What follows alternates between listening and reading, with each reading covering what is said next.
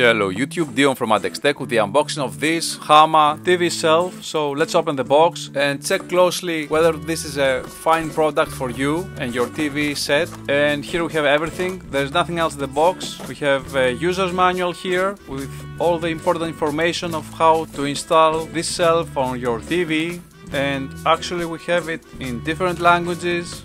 You can see here on both sides. This is how you install the shelf on your TV. It's quite simple. Just have this plastic shelf and you just have to adjust this plastic feet on the right angle to keep this shelf level, and that gives it the versatility to be universal and to be installed on every TV. Now what is a little bit annoying is the logo here of HAMA.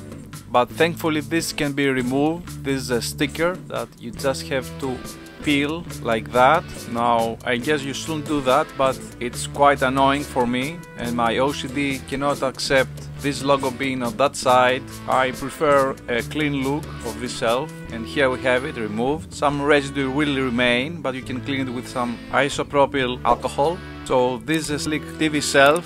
Feel free to subscribe, leave us a like, and as always from M.A.D, thank you for watching.